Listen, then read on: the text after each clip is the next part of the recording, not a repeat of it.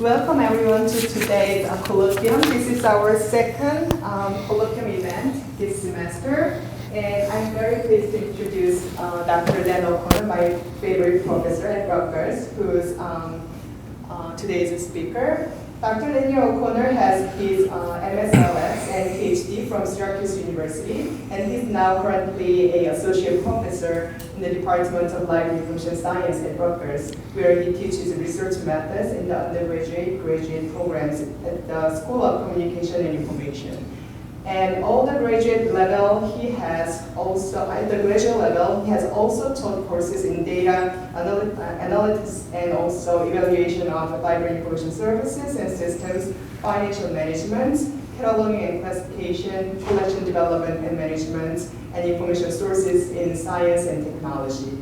His dissertation dealt with library catalog design. He has served on many boards and committees, including ALA's Education Committee and Public Policy Committee of New Jersey Library Association, and ALA committees, as well as various committees at Rutgers. Please welcome Dr. Daniel O'Connor as today's speaker. Okay. Thanks, Sun. So she already went to the next screen, so that's good. First of all, I'm very pleased to be here. I have a long-term connection to your program going back many decades, and I was going to go into some of that history, but I think I'll skip some of that and leave room for questions since we started a little bit late. But I've been very much aware of your program, known the people involved in it for a number of decades, going way, way back even before many of your prior deans. I want to mention that some of my comments today come from discussions I've had with Phil Mulvaney. Phil actually taught part-time for Catholic University at one point, and I've had a number of former students teach here. I think the last one was Eric Delfino. I don't know if anybody knew Eric. He worked at Library of Congress. You've had a wonderful part-time faculty over many, many decades. I should mention that my wife Cheryl is also a librarian. She recently retired. She had worked in different public libraries in New Jersey and was the executive director of a thing called Library Link NJ, which was a library cooperative, which purchased databases, mostly for public and school libraries. Her purview included all types of libraries in New Jersey. In fact, the cooperative served over 2,000 New Jersey libraries, if you can believe that. It's an incredible number of libraries. Her trucking contract alone to move 3 to 4 million packages of books per year was over $1 million. So, I mean, this was a big enterprise in a small state. I wanted to start by mentioning what motivated me to become a librarian. When I was in high school, I asked the public library if I could take out a reference book on a Saturday night and return it Monday morning. They had 2 copies of it on the shelf, and they said no. So I went to the director of the public library and asked her, and she said no. So like a resourceful teenager, I sent a personal letter to each member of the Board of Trustees to their home address. The director of the library called me in and held up my library card, and gathered the staff and said, if any of you let this young man into this library for the next 3 years, you're fired. And she ripped up my card and then stomped on it in front of me. So I was in a rather industrial town at the time, and I vowed I would become a librarian, and I would get the job above hers, and I would fire her. So that was the motivation that got me to come into the library field to be a change agent. And so some of the things we're going to talk about today are people that want to change our field, and it will change. We see that with national politics just today. Things change over time, and we need to find out who we are, what it is that we do, and how that change might fit the things that we do that are essential. So first I want to start, I was in the Army at one point. I was a lieutenant in the United States Army in the late 60s and early 70s. Not a great time to be in the Army. But we learned about helicopter views the hard way. And the Army did something that was interesting at the time. Every single lieutenant was taught how to be an infantry platoon leader. I can't tell you how many times I went through basic training to reinforce that. Although I never actually got to lead an infantry platoon, I ended up being Operations Research Systems Analyst here in the DC area, right near the Pentagon. with a very responsible job working for a general officer, 1-star and a 2-star general. I didn't get to Vietnam, everybody I knew did, but my orders, I was put on orders multiple times, it got rescinded, but I did learn how to get a helicopter view of things.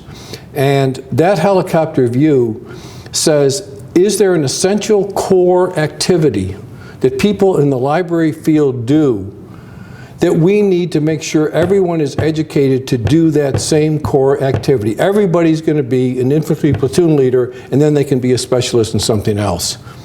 So part of today's talk deals with that theme. Mulvaney and I have done 3 articles in Library Journal that no one's ever read. I'm not even sure we read them, but we wrote them. And they deal with that theme persistently. And we ended up figuring out that the purpose of a public library, or the purpose of an academic library or a school library, partly depends on what the people who are funding us expect of us. And so what does society expect of a library or a person who becomes a librarian? And that theme will be persistently addressed today. And if you have questions, be sure to ask those questions in the middle of the talk. I'm not sure I can answer them, but I'm an academic, so I will answer a different question that sounds like I'm answering your question, but it will be perpendicular to what you're asking. At one time, this is on the older side of this chart, the purpose of a library, as I traced it back in the 19th century, was to help people participate in our democracy. We have a participatory democracy. We expect people to serve on local zoning boards, education boards, serve as council people, serve as mayors, serve as state legislators, serve as federal legislators, serve the public policy, to be informed voters. So we ask today, is that function still essential for a library, or does the internet provide that function? So I'll let that question sit out there, and maybe we can get to it later in the question and answer period. The second purpose, original purpose of libraries, regardless of the type, was to create a common culture where everybody spoke English, everybody had access to English materials, and there was a common understanding of what it meant to be an educated person in our society. So I don't want to dwell on that. We just had a doctoral student finish her dissertation on that question. I will mention this right now. It was a brilliant study, even though she had an inadequate advisor, me. And she said, what does it mean to be an educated person in a digital multimedia environment? So she interviewed faculty members at my institution at Rutgers in our medical school who only publish in video journals. They don't publish in print journals, they publish in video journals. She interviewed 148 people, a lot of professors, 1/3 professors, librarians, teaching assistants, and found vast differences in what they viewed as an educated person, especially by their age. One of the things she found is that when teachers used to assign research papers, remember research papers, you had to use the semicolon and then use the word nevertheless and finish the sentence. All right, that era is gone. Young faculty don't do that. They assign PowerPoints. They sit in the back of the class, they grade the student, it all happens immediately. The faculty member's up late at night writing a journal article, not grading students' papers. So the research paper is being replaced by the PowerPoint, and in some of our classrooms, by YouTube videos. That's a drastic change for our field to address, because we think of information literacy as print literacy, or the ability to read. And we're in a multimedia digital environment, not the environment where something printed then gets photocopied into a digital format, but it's born as digital, it's born as video, and then we deal with it from that point on. So that change, I think, in terms of the purpose of a library, drastically challenges us at every level, school libraries, academic, and public. The last purpose of the library in the olden era, notice it's not in this column, nothing about education. We had a school system that we paid property taxes to fund. But the last purpose was to expand the economy. So right now I have students who go out into our urban areas and they teach someone how to do a resume. And then they go to their local legislator and they say, we taught a person how to do a resume and that person got a job. You know what the legislator says? The legislator says, you know, somebody in my district would have got that job anyway. Why were you doing that? And the librarian says, what are you talking about? The legislator says, don't help a person get a job. Create jobs for multiple people. Then we'll know the library is doing something. Another former student in a very active library, I don't want to mention the name, they have a huge number of programs, about 2,500 programs a year. It's a big system. And they told one of the legislators, we offer all these programs for new immigrants. They come into the library, they're active in them, we're teaching them to be part of the culture, participate in the democracy. And the legislator says, wait a minute, those people they're not entitled to vote. They're not going to keep me in office. Why are you wasting your time teaching immigrants anything? They're not going to get me reelected. So we are in a different era than we were just a short time ago. Some librarians think in the more recent years, the last 10, 20 years, that the purpose of libraries were to provide an educational alternative to schools, recreational reading, community centers, and they're morphing into different things. And lately people say, well, it's a substitute for buying information. Well, the people that are in our capitalistic, it is a capitalistic society, whether we admit it or not, the people that are in our society don't think that we should be offering at government expense something where people could be making money. So it's not just a place to offer free information. It must perform another function. Don't forget, if you were a vendor right now with a database, what would you want to do? You would want to skip the middle person called the library. You would want to take that database information and get it right to the consumer because you've got that consumer's credit card just the way Amazon does. And going through the library, like when my wife Cheryl, with the state library, would buy $55 million worth of databases for $3 million bucks. Imagine if people had to pay the $55 million. Imagine what that would do to the EBSCOs, the ProQuest, Science Direct, and all the other database vendors. So that's the challenge for us. How do we deal with that particular approach in a free enterprise society? So I've mentioned some of the things here, and one of the things I want to bring up is that the older purpose of public libraries had to do with taxpayer value. People were paying a lot of property taxes. They didn't have kids in school, and they took the roads and bridges for granted. But people said, we got a great public library. So years ago, we used to do a lot of community analyses, and we would go out and do surveys of users of libraries. And guess what we found in New Jersey? We actually did this in New York State, too. The lousier the library, the more people appreciated it. We would go to great libraries, wonderful libraries. Leslie Berger, for example, director at Princeton Public Library, a fantastic, superb library. And if you ask the users, what do you think? They'll say, oh, it doesn't do this, it doesn't do that, because they were there all the time and they were very critical and they wanted to do more and more and more. But if you went to a city like Elizabeth, we've done some extensive studies there in New Jersey, a gateway town of 120,000 people, immigrants come in, stay a while, move out, new immigrants come in. Even when the library closed all its branches, all but one, closed 7 branches, was under duress, wasn't buying enough materials, was whining for money, the population said, this library's great, it's always here, it's open. They were appreciative of that library just being there. The last time I was at Elizabeth a few months ago, I went in on a Tuesday night, I thought this place is going to be empty. It's a huge library. Every single seat was filled. People were waiting in line to use the computers.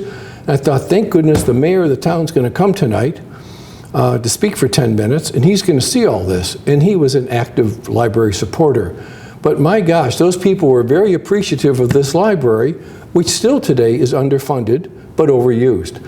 So the studies we do in the library field that say find out what the users want is similar to what AT&T did when they asked their customers 15 years ago, what do you want? They said, we want higher quality phones, full duplex, we want conferencing on the phone. And so AT&T said, we're going to do that. And what happened? Mobile phones, bad connections, lost calls, expensive. They came in and just swept up all the money off the floor because people valued convenience more than they valued quality. And you all know that we went from being good to just being good enough. So I'm going to skip over some of the other things here. I don't particularly care for the fact that when the library served the poor and homeless, the politicians say, so what? They say those people don't vote. And that's a very cynical attitude, but when I first got into this field many decades ago, those politicians were actively using the library, and the library was providing them with money. And now the librarians tell me they don't see those politicians. They don't provide them with money. Those politicians do a Google search and think that they've just captured all the possible knowledge in the Milky Way galaxy. For school and academic libraries, the big value there, at least for the academic, was the collection development. Now we've got patron-driven acquisitions, where if the patron goes to a big database, finds a book they want, the library ends up buying that book. So we don't need the libraries to take my collection development course, right? Because the patrons can build the collection. We don't need to worry about a core collection. We don't need to worry about enhancements to it, because it's patron-driven, it's not librarian-driven. And the old notion was that we would buy all possible materials pertinent to the population we're serving, and in the academic libraries, that led to bigger is better. So if it was a research library, like at Rutgers, it was so huge with millions of volumes, it was bound to have everything anybody would want. It had to be better by definition than a small college library. That's no longer true today, because that small college library can zero in and buy things for students on an individual basis. We see that happening in some experiments now, where librarians are giving up the package, EBSCO-type package, and say, we'll just buy each article that the person wants or chapter of a book. It's digital. Why would we pay a huge amount of money? Rutgers pays about $12 million a year on materials, and they're going to continue to do that, buying the big packages, but why don't they just buy individual items when a user wants it? I'm going to skip over some of this stuff. I think the only thing here that is bothersome, back when I was a librarian myself, is the notion of information literacy and critical thinking. The librarians became replacements for faculty who taught 3-credit courses in each discipline. I don't know if you guys knew this. Faculty, there used to be an old faculty member who had leather sleeves on the elbows and taught a course on what were the good journals in our field. So it would be a history professor, it would be a science professor. Here's the good journals, here's the good people doing the good work, here's the good publishers of the books, you know, they'll compare Springer Verlag to someone else. And so they were called that research, science research, history research, whatever. During the 60s, I actually did some work on this. During the 60s, there was tremendous pressure on each of those faculties to address new areas. There were new areas in chemistry and biology, biochemistry, biochemical engineering. There were new areas in history, women's studies, African American studies, et cetera, et cetera. So when that old guy retired, was replaced by a faculty member with a new specialty. And so the librarian stepped in and said, we will teach a 1-lecture course on how to use the library. Rather than having the kids come to our building and tell them, here's where this is and that, we'll come into your classroom and teach 1 or 2 classes and substitute for that. Well, guess what? That's not going to happen at Rutgers. We have about 65 professional librarians. At one time, we had a lot more. We have about 65. We have 67,500 students. That's a lot of students. We have 9,000 people teaching. We have 22,000 staff members. We have a $3.8 billion budget. Do you think those 65 people can address those needs? No way, all right? And with the one-shot lecture provide anything meaningful that the student would remember years later the way they might remember what the old person taught in the research course? So as we look at that, I'm not trying to reinvent the past, but I'm trying to say there's got to be a different way to do this. There has to be a more economical way and a more complete way to have people value the $12 million a place like ours spends on materials. Corporate libraries, I'm going to just skip over this. But there were never any standards for corporate libraries. There were always standards for public libraries, school libraries, and academic. Corporate libraries were pretty much whatever the corporation wanted. They had a lot of functions. When I was younger, I earned a lot of money being a consultant to corporations and later to museums and big public libraries. But the corporations could do pretty much what they wanted. They weren't even respectful of their own archives. And the one thing that developed that looked promising was knowledge management. And we thought they're going to value what we do in knowledge management. So some years ago, I went to a conference that one of our doctoral students actually founded the organization. This is interesting. With 14 other people, 15 people founded this organization called SCIP, the Society of Competitive Intelligence Professionals. Has anybody heard of it? Okay, so this is at a time when ALA American Library Association had about 45,000 members, huge amount, because it never broke up. The school, academic, and public all stayed in one organization.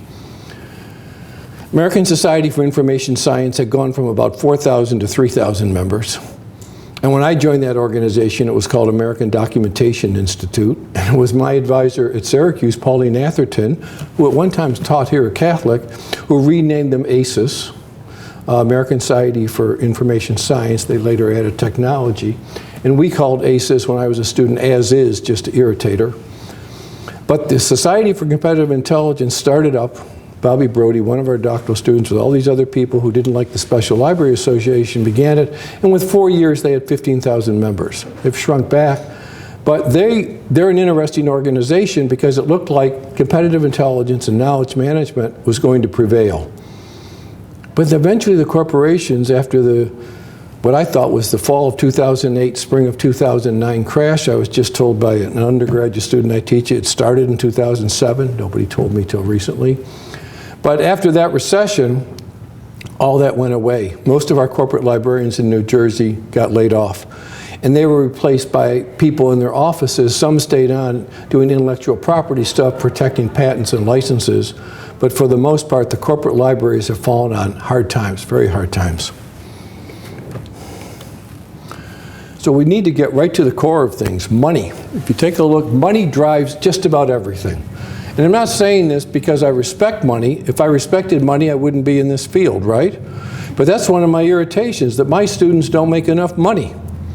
I teach undergraduates in information technology. One young woman went out. She was the best student I ever had. She was taking 18 credits.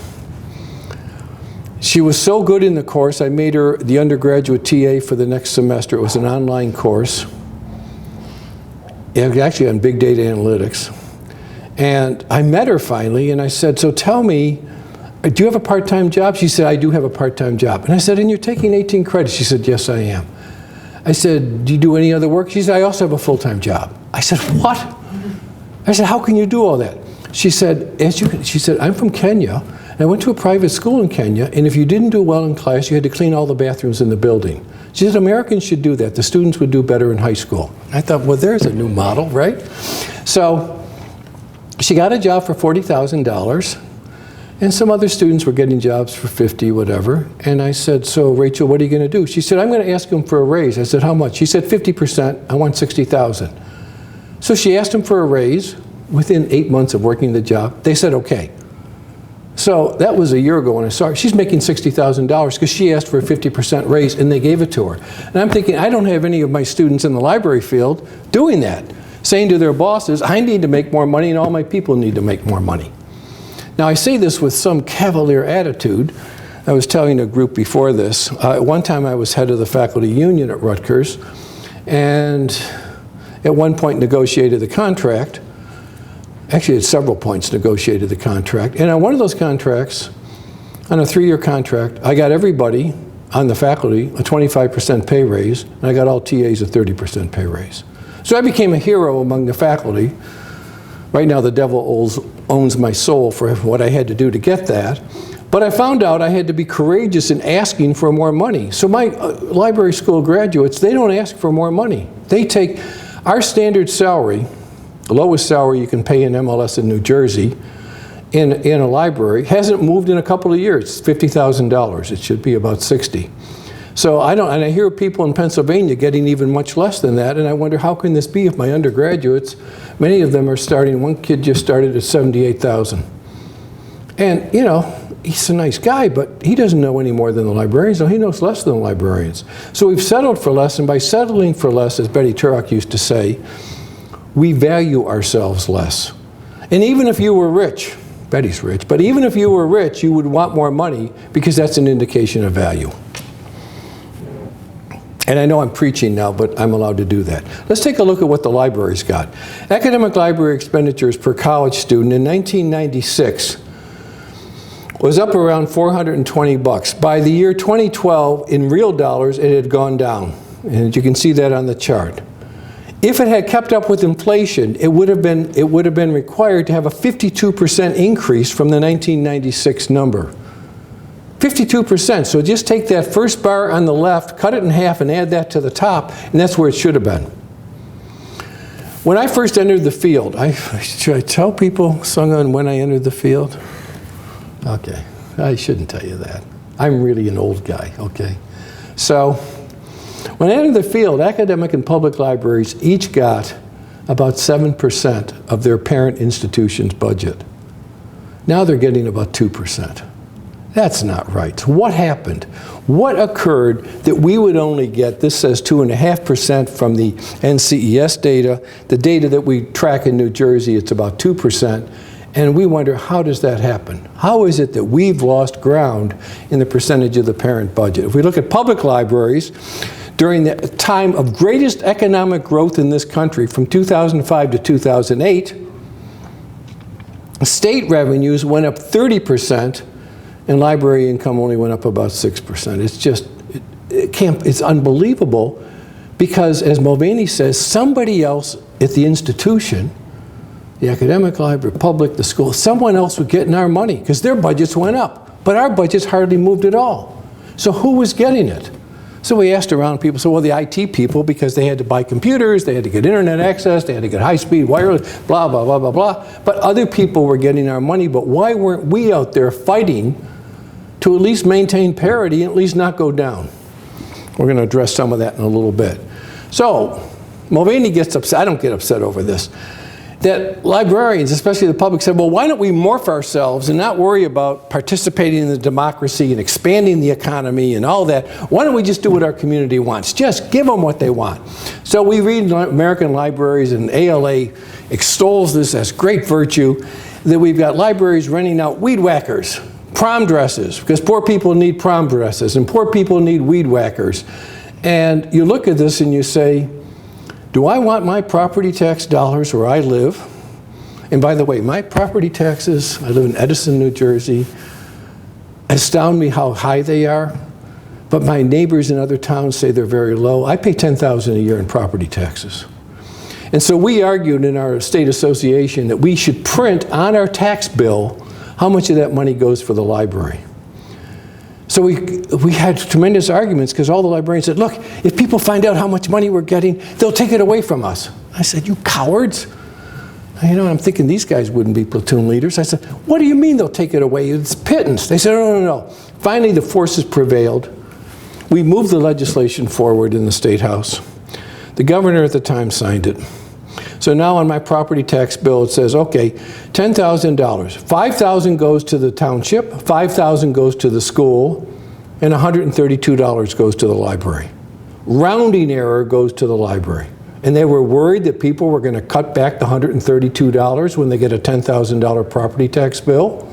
If I lived north of us, up by George Washington Bridge, Bridgegate Bridge, those people are paying $20,000, $25,000, $30,000 in property taxes, and the amount going to the library is rounding error, about $180, $200. They have like 80 libraries up in just that county. So libraries were losing their core mission. And things change, guys, things change. They change all the time. Look at our country. Just overnight, things are changing. But as the libraries were losing their core mission, so we could say to people, this is what the library does with your money that you're going to value. Because the library is basically a communistic enterprise, whether it's academic, school, or public. What happens is, money is given by some organization, institution, government agency to individuals in the library to buy information that everybody else will share. That's pretty communistic, right? I mean, that's what it is. It's certainly a socialistic system. We don't talk about that. But we know we had a core mission for many decades, for 100 years. I actually traced back the whole movement of public libraries and ended up with the movement for cemeteries, believe it or not, in the 1840s and 1850s. But that's beside the point. So what happened to library education? Did it track with the libraries? Because the faculty at Rutgers, I only know about 1,000 of them now. There was one time when I knew a lot more. They keep retiring. They valued the library. They loved the library. They thought it was great because it held their materials. Our librarian, who recently retired, Mary Ann Gaughan, got 3 separate standing ovations from faculty at Senate meetings and other meetings on all of our campuses. We have 3 campuses, Newark, Camden, and the Central Campus where we are, where I am. Standing ovations, she got multiple standing ovations in the Central Campus because the faculty appreciated what the library did. And what they did, nobody else was doing. And the library school was also doing what nobody else did. We taught reference, cataloging, collection development, bibliography. Right? Nobody else taught that in the whole university. There was no competition. That faculty valued what we did. They respected it. And we knew they respected it because they had their sons and daughters in our program, their wives or husbands. So there was a lot of external validity check constantly that we were doing okay. So what's happening to library education? As libraries are losing their core mission, is library education in the same boat? If we look at enrollment for library schools from 2002, 2003 to 2013, there was an increase of only 3.5%. Yet graduate school enrollment during roughly the same period went up 26%. Our enrollment went straight down since when John was in the program back when we had horses instead of cars, right? Yeah, back when. We were still in cars. Huh? We were still handing out cards saying, this is a catalog card. Little cars, right. So the graduate school enrollments went up. Our enrollments didn't go up. Our program got in trouble with our university because what was happening is we were moving to performance budgeting models, which actually started, I think, in North Carolina. Although our president says he began it, he also began, you know, light and day, the stars, the sun, the moon. Well, he can't help it. He's a medical doctor. He's a, you know, so he thinks he did everything. But performance budgeting says that you get your money based on the students you teach. So my school, School of Communication and Information, which has the library program, undergraduate program, information technology, undergrad program in communication, and undergrad program in journalism media. They call themselves media.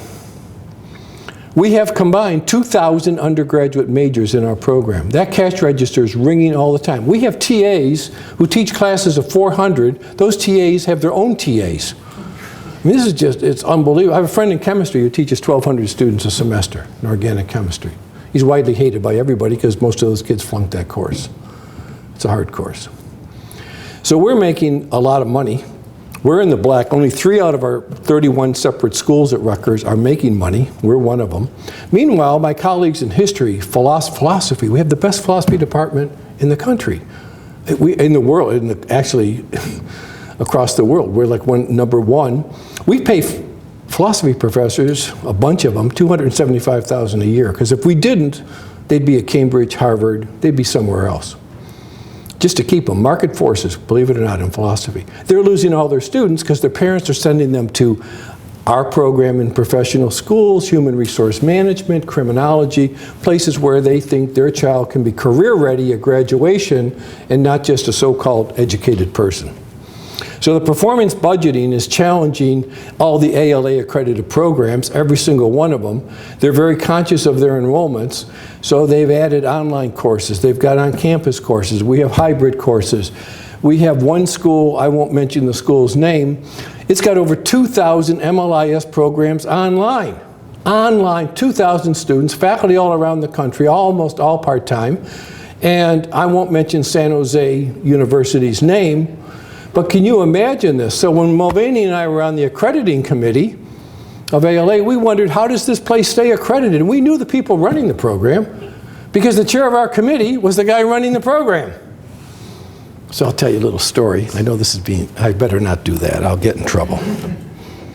But I wonder about that. If we compare Library and Information Science budget, the MLIS, well, you guys are MSLIS, right? Here, that's the degree you get. So if we compare the budgets of similar programs to library budgets, our budgets together total about $280 million. Academic library budgets total $7 billion. So you think $7 billion is a lot of money, but when I tell you that Rutgers' budget alone, just for our institution, is $3.8 billion, all right? $7 billion is not a lot of money for library budgets. And that's not increasing a lot, as we saw from the previous stuff. The thing that irritates Mulvaney and me is that ALA never mentions this in any of their reports. So we're like persona non grata with ALA because we think that ALA needs to address that issue. Why aren't the budgets going up? Why is the field diminishing and no one's really talking about it? So now we come to choosing a library career. Forbes, about, I guess, 5 or 6 years ago, called it the worst master's degrees for jobs. Recently, 24/7 Wall Street was quoted in a number of sources like the Wall Street Journal, and they used a Bureau of Labor Statistics report that said, I'm going to read this one actually, national employment in libraries and archives fell from 162,000, etc., in 2005 to just 32,000 and change in 2014, the 6th largest contraction of any industry. Now, Mulvaney and I don't believe this number. It just isn't possible. We don't know where it came from. But it's out there. It's on the internet. And when you do a Google search, up until recently, unless the school is paying for the Google ranking like we do, when you do a Google search, that Forbes thing comes up on the first page that says, don't go into this career. It's one of the worst things you can do. That doesn't help us either. So the people that come in aren't going to have the kind of confidence to demand the kind of budget stuff we might need.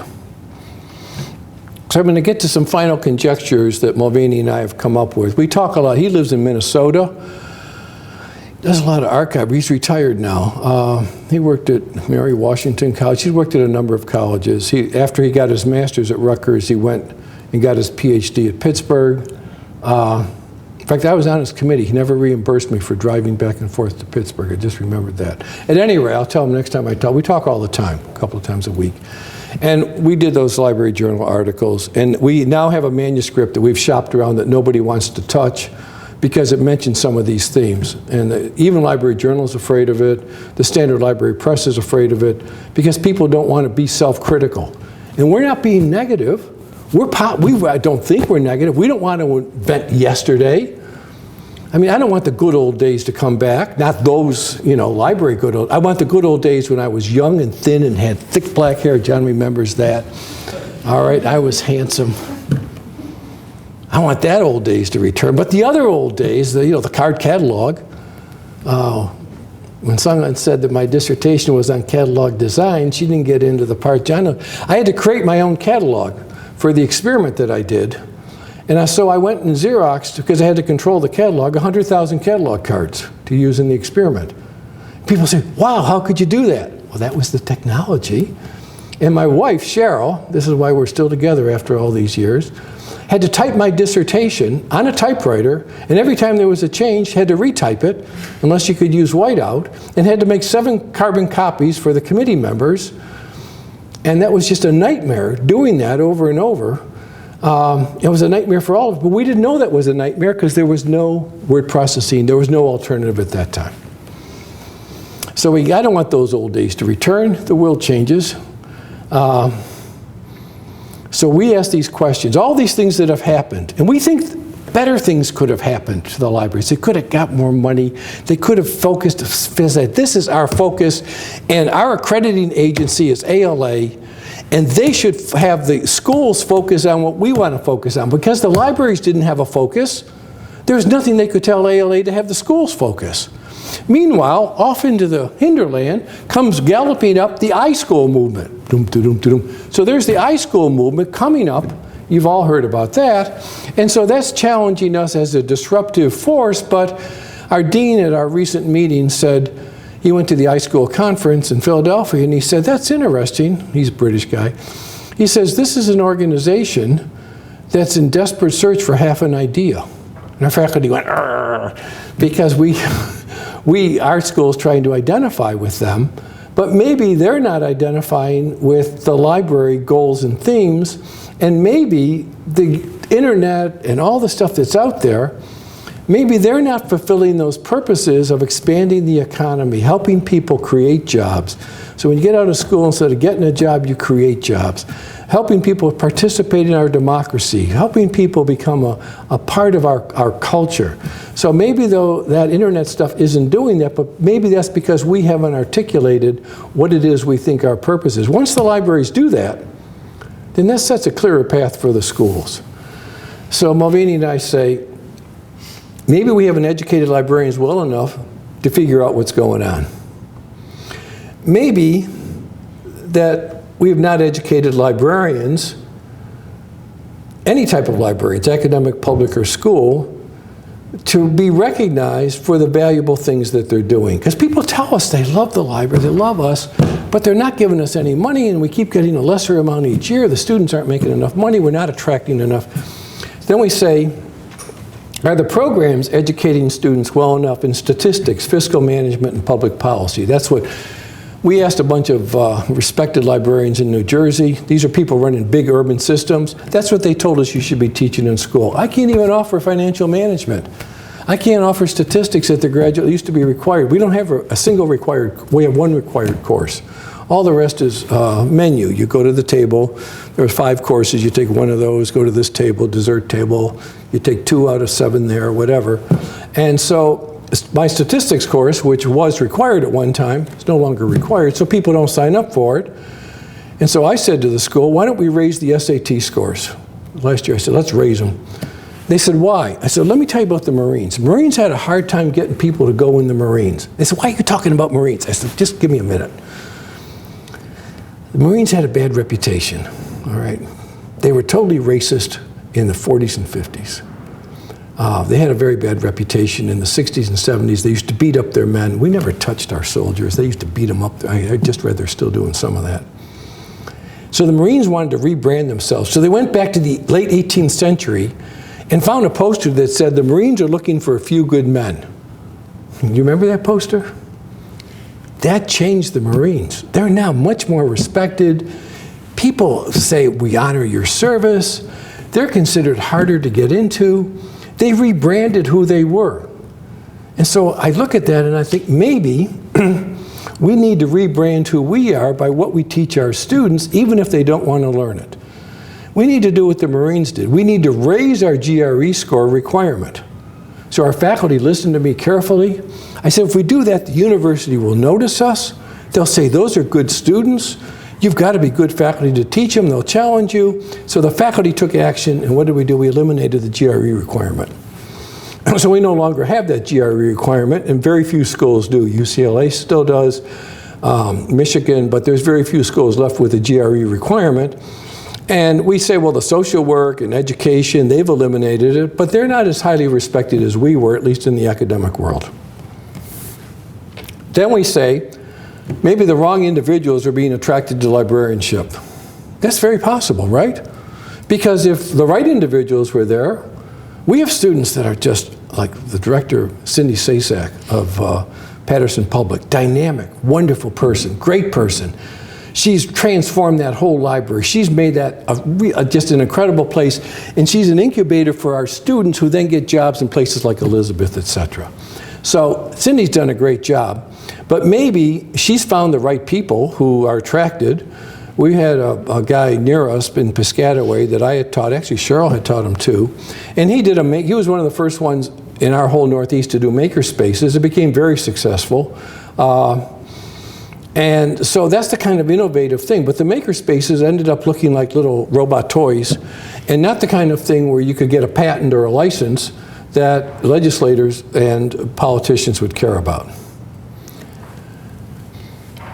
Then we looked at Mulvaney and I said, well, maybe it's the faculty in the schools. Maybe they don't have a sense of what that program is. So we hire new faculty all the time. Last year we hired 2 new faculty, because we have all these undergraduates who are ringing the cash register, so we have a lot of faculty lines.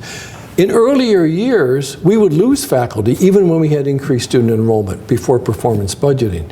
And that faculty line would pop up in engineering. Our faculty thought it disappeared. It was popping up in engineering. It was popping up over in the agriculture campus. It was popping up somewhere else for someone else who looked like they were doing more important research. So maybe the faculty aren't the right faculty that are coming in. So the last few faculty we've hired, who I really like these people. I go to lunch with them. I think they're great. But they never went through a PhD program in library and information science. They're from computer science and engineering. So that means, you know what that means? That means that if everybody did what we did, our PhD graduates couldn't get jobs as professors. We're eating our seed corn every time we hire someone outside of our field, which is okay to do once in a while. But every time we do that, that means our own graduates or of our own PhD program, we take an average of 6 to 7 years to finish, can't get a job, can't get my job, because my job will be given to somebody in computer science. So that's another issue we haven't addressed. Next question, this is Mulvaney's. The intellectual base of librarianship is not robust enough and the curriculum sufficiently rigorous to attract individuals who would lead librarianship to a productive future. I'm not going to touch that one. I think it's kind of cynical. I think our intellectual base is great. I just think people aren't aware of it. We don't talk about it enough. We talk about circulating prom dresses and weed whackers rather than talk about serving the democracy and expanding the economy. Last one, the last two, the ubiquity of the internet, Google, Amazon, Wikipedia. One of our faculty members, actually he's got a degree from Harvard in chemical physics, today physical chemistry. Michael Lesk, great guy, wonderful guy. Just, he's old, he's like my age or younger. He's a member of the National Academy of Engineering. We don't have that many National Academy members. We're a big state university.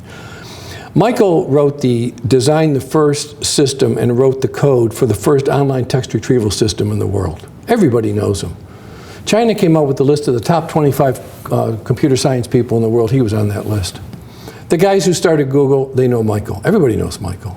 And he was an NSF program officer in information science. He's very humble. He's very cynical.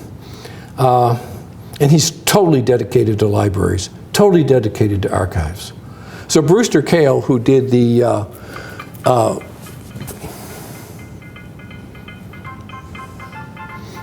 if I can turn this off there, okay. That's to tell me we got to get to the questions. Actually, it's not. It tells me the Jeopardy question's about to come on, but we won't talk about that.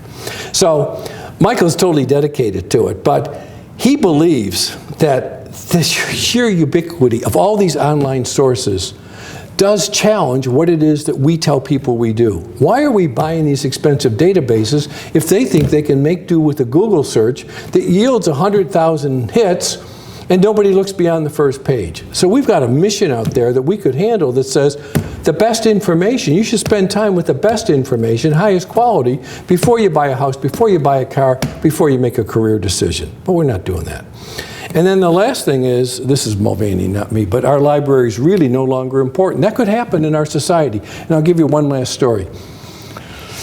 About 15 years ago, I had an opportunity to go to a talk by the chief financial officer of Barnes & Noble, who said, we're building big box Barnes & Noble stores all over the country. Every time we do it, we shut down our own little stores and the mom and pop stores. But guess what? After a year, the money goes up for a year, the combined money for that region, but then it flattens back to what it was.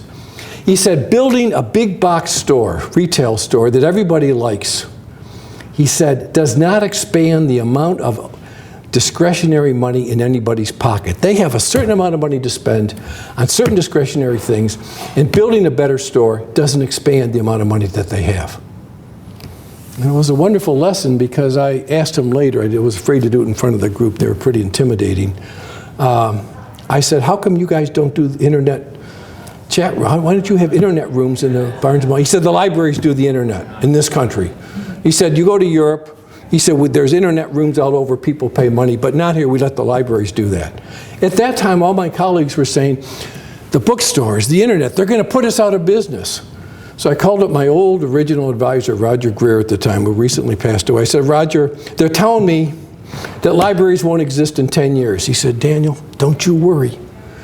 He said, when I was at Rutgers as a master's student in the 60s, they told us that libraries wouldn't exist in 10 years. He said, we're safe, it's always 10 years away. He said, it's never today, it's always 10 years from now. So that ends my formal talk. I know I strayed a lot. I don't even know if there's another slide. If there is, we don't really need to do this. This gets into looking at the accrediting stuff. And I will ask one last question at the bottom of this to start off the discussion here. Andrew Carnegie came into this country. There were about 850 libraries. He eventually built about 1,700. He made each town sign a statement that they would pay 10% of the capital cost to build that library to run it in perpetuity. He also built libraries in Wales and Scotland and England. All right? So what happens if, let me see if I can get to this. If someone shows up and says, okay, I'm going to give $100 billion for libraries, where would you put the money? If another Andrew Carnegie comes up, we inflate the dollars, we adjust for inflation through time, and they say there's $100 billion bucks available, and we ask you and you and you, where would you put the money? What are you going to answer? So that's where we'll start the discussion. Where would you put the money? In buildings? That's what he did. Buildings? Services? Services over time. Databases. STN, Scientific Technical Network, put out by the American Chemical Society, has 2 pharmaceutical databases. Each one costs over $500 an hour just for contact. And if you want to get an abstract or an article, then the real money starts adding on. Because that's where all the patents are, all right? So would you put it in data? We hardly make STN available to anybody. Where would you put it? I mean, Elsevier, Science Direct, I mean, come on. Where would you put it? Where would you put the money? Like Yeah. Wi-Fi network, like public access technology. So when my wife did the Wi-Fi contract for the public libraries in New Jersey, they gave her more parties when she retired because of the Wi-Fi network. And so when I would go to the libraries in the urban areas, there'd be little kids, middle school kids, outside the library, 9:30 at night doing their homework because they didn't have Wi-Fi at home. And the library let it go all night, and they could still pick up the signal. And it was safe because there were parents around, but that's kind of scary, right? But Wi-Fi had a huge impact. But the politicians didn't really understand that. Where would you put the money? One thing, I'd put at least 10% of it, if not more, into some kind of permanent endowment that cannot be touched where there's interest. Wow. I've only asked this question once before at home to Cheryl, and neither one of us came up with good answers. So I'm going to tell her I thought of this on the train. That's good, because then that money always keeps coming. You keep living off the interest of the money. That's good. That's great. I'm going to steal that. All right. John? Optical fiber for the town. Optical fiber for the whole town? Well, And what happens to optical fiber in 5 years? It's replaced by what? Something else, right? Who thought copper wire would get replaced the way it did, right? Into coax. That took 25 years, but it happened. I'm not trying to be cynical. Soo-Yeon, what do you think? I think in a way, my time's up. No. That says to watch the New Jersey TV network to find out what happened in Trenton that day. During class, I have all these songs go off when I'm teaching. Okay, so what do you think, Soo-Yeon? So going back to Carnegie's idea, I guess investing some part of the money into the physical building is also important just to demonstrate the existence of So everybody in our state would agree with you. Every one of our public colleges have built huge numbers of buildings in the last 10 years. And so tuition's gone up, et cetera, and a lot of it's bonded. Some of it has a return, like dormitories or stores. So one of our campuses that was like, we called it the Moonscape, Livingston campus, now has a first-run theater, Starbucks, nail places, diners. I mean, this place is, they tripled the size of the student union. It's where everybody wants to live. It's a little city. But lots of new classroom buildings. And we just built a whole bunch of new classroom buildings by the train station in New Brunswick, mostly with federal money. But we built all these buildings because our president said, these will last for 100 to 200 years. Then I know what he was thinking, and they'll name it after me. But, Young, what do you think? I would say that hiring energetic people, new people, to work for people publicly. Right. And that happened with Lyndon Johnson. Lady Bird Johnson loved libraries. And so they poured all that money into scholarships and fellowships. So guys like me and my wife and John got fellowships to go to school. And then when I got out of the Army, I got a fellowship plus my GI Bill. I was making more money then. I was richer then. We actually had a car then. And when I went to Rutgers, we had to give up the car. We couldn't afford it.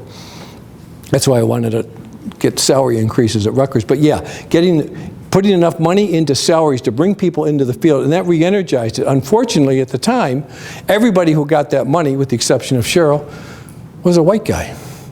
Because the people giving the money were white guys. I'm just being serious. And they were given money who culturally they understood. And so that's where all that money went. I can name the guys at all the different schools around the country. But to be fair, it wasn't considered an acceptable occupation for a black guy at that point. We don't know that. We didn't make it available. You ever go to a party and say, I'm a librarian, and the black community goes, oh. Well, I never had that happen. I said it in the Army, and the people that were nervous called me a library manager, but I always told everybody I was a librarian. And I served as an operations research systems analyst, costing all major procurements. I mean, I was at a very high level. You have no idea. I'm making recommendations with my boss to the Secretary of Defense on major procurements due to cost. So they respected what you knew. And so I don't know that we know that, but you might be right that people pick careers. I ask the minority students in our IT program, would you go into our library program? And they say, parents won't let me. They want me to go into business or law. They want me to go where there's more money because I've got, $85,000 worth of loans already. Rutgers is $25,000 a year. It takes the average kid 5 years to finish. That's $125,000 if it's all on loans. And he says, I've got to go into a profession to pay off those loans that pays more money. And that's part of the thing that Mulvaney and I talk about, how we've got to recognize that. I have a master's student in the library program who just began. She still owes me a lot of work. She's like an athlete, I don't know. But she's got $120,000 in loans. So she's working full-time and taking a full-time load. So that's a formula for disaster.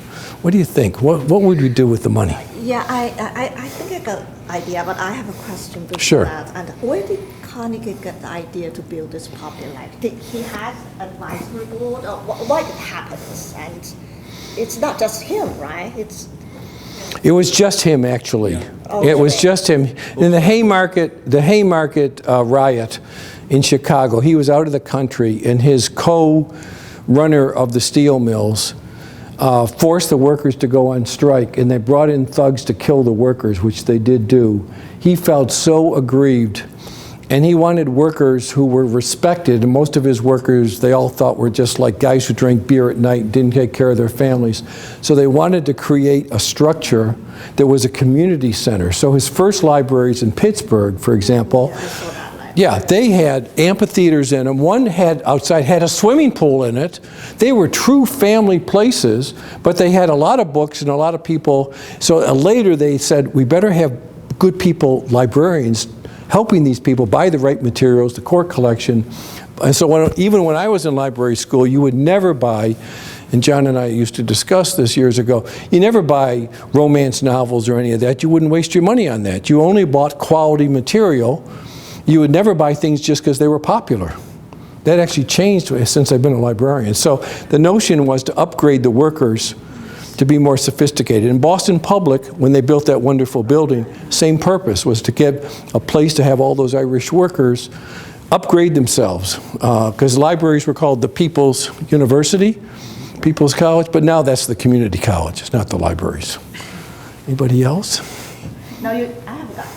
You're not done. Okay, good. Yeah, you said when I would spend that money, I would build a sustainable digital repository, so every individual, every organization, they have a safe place. I'm going to steal that. Now I got, okay. Yeah, I think that's what I would. Because that appeals to your own ego and stuff too, right? No, it does. Yeah, right. Because right now there is no such a place for people to dump their stuff. Right. They will come back to it. I mean sustainable in 100 years right. there, and then you spend money to research for researchers to kind of do research on how to deal with it, and so that's what I want. I know Korea's tried some of that at the higher level, but my son told me when he was 20, I was loved it. He said, Dad, I have the greatest respect for everything that you do and know. You have a tremendous store of knowledge, and I hate to tell you that there's nothing you know that's relevant to today's society. It's all yesterday. And I said, are you criticizing? He said, no, I respect what you know, but you don't need to keep copies of things because it's not important anymore. The world has changed. Now, he's a lot older now, and I thought, he's probably right, okay? But my ego says I should have stored some of that stuff, right? I do want the scholarship of our era to be stored, even if it's no longer relevant. Who cares about a research study with card catalogs, right? That sounds absurd, right? But it was one of the many steps, one of the building blocks to help us understand the design of systems. That one actually showed that if you had a classed catalog with table of contents approach instead of subjects, that it was much preferred by people who didn't use libraries. That's not quite true when you say who cares. Libraries should care. They should care, but they haven't communicated that. They're running prom dresses and weed whackers in the public libraries. And I got nothing against prom dresses or weed whackers. I just don't know why my tax dollars, the $10,000 a year, would subsidize that. Anybody else? You? Yeah. I work for a company which runs a federal clearinghouse, so I've got my foot in both ponds. Whenever I talk to the corporate people, they want immediate paybacks for anything they invest. Right. And explaining that to them is that you don't know what you're going to need to know until you need it, and it's good to have something there. But people will do the Google search and they'll take the first answer, and a lot of times that's fine. That's what Benson's thing was. If somebody says how much can you make and still get food stamps, they don't want $27.50 a day. They want something that tells them, can I go in or not? And so a lot of times that's fine, but when you're trying to make policy based on that's sort of close. My big scandalous librarian thing. I was sitting there one day and someone said, turn in a report for the United Nations. The United Nations gave it back and said, "Do you have any citations?" And so quickly they wanted me to come up with citations and back the report. That's the level. The immediacy of payoff. All the corporations want that. That's why knowledge management went away. So you had a... Yeah, no, I was just thinking that if I have the money, first of all, it depends on the context. It depends on the type of libraries you're in. But if I were in an academic libraries, I would put some money into helping with the discovery and delivery of materials to my community. Because for academic researchers and graduate students and faculty members, it's critical. For them to do help advance knowledge, they need to do research. And so I would put in some money, maybe help with the link data, semantic web, get our materials out there to help make sure they know that, and also deliver the material quickly to them. So that's one part of it. That's a great idea. The discovery part especially. That's just a great idea. Because Eugen Howe teaches at Clarion and went to Rutgers, a friend of some of you. She and I did a poster at an elite session where we looked at voice-activated assistants like on your iPhone or your, if we can say Samsung phone. Google now has it. And we said, what if they search databases? What would happen if that voice-activated assistant didn't just search Google, but search databases and gave you more authoritative results? What would happen if we created a system? So we would need the 100 billion, some of that, a small piece of that, rounding error, part of that, to set that up. A friend and I did a study. We gave a paper at a SCIP conference at Competitive Intelligence. We did a search in 4 separate subject areas, and we compared expensive databases, cheap databases, open sources like Google, and calling experts, and found for different subjects, each one had a strength and a weakness. We were like in engineering, medicine, stuff like that. So, yeah, people don't know what they're missing. When you don't know for sure, right? You just don't know.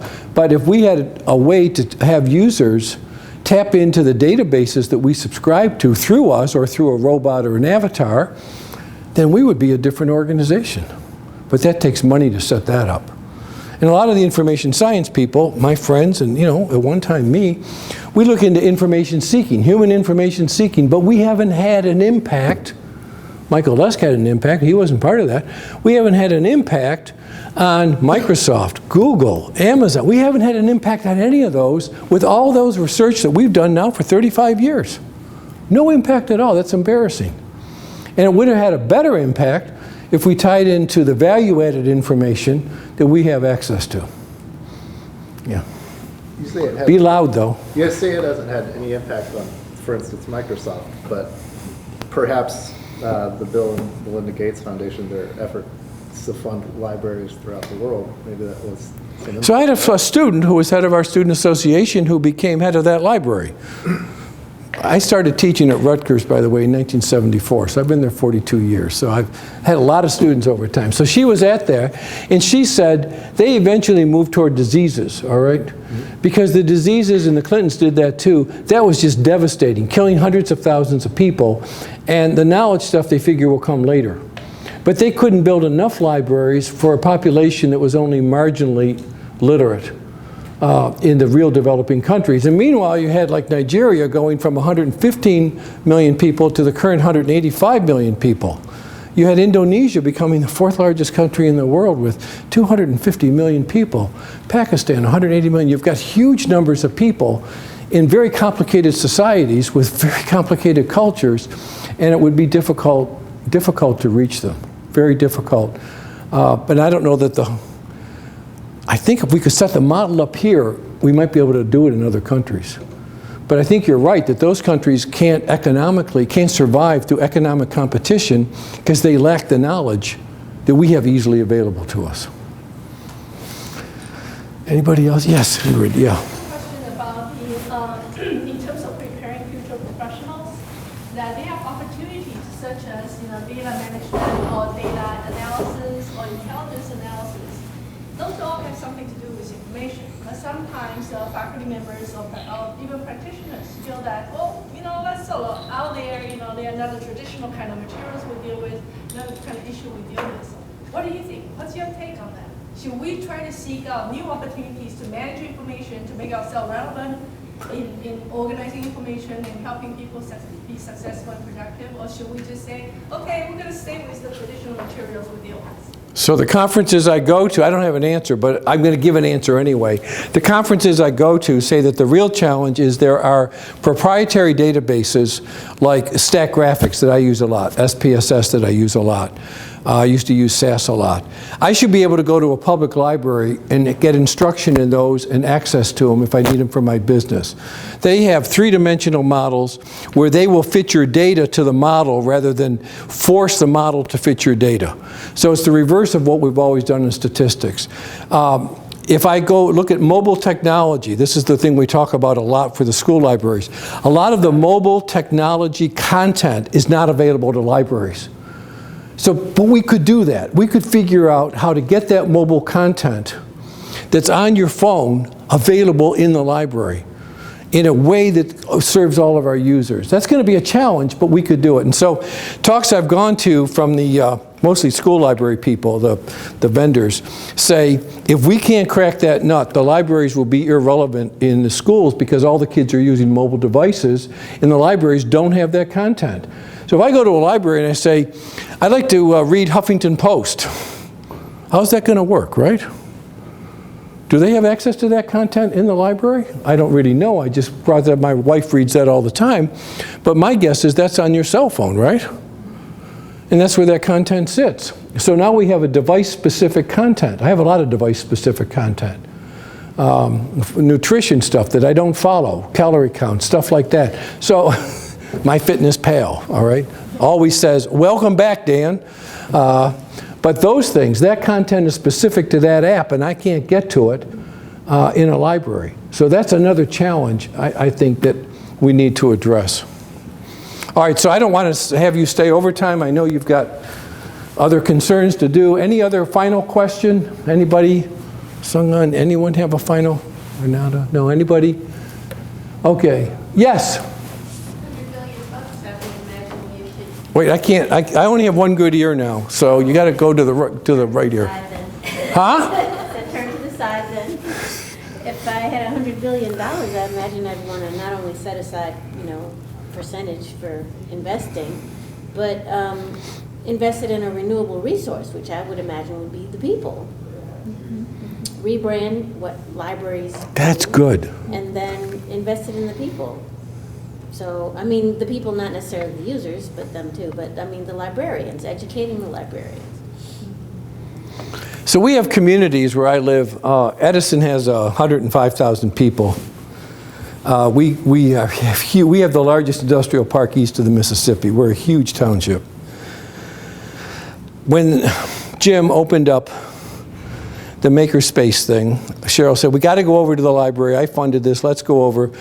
Actually, he funded the first one. She funded the second. So we go over to the library. I couldn't get in because we have a large number of people from Asia in Edison.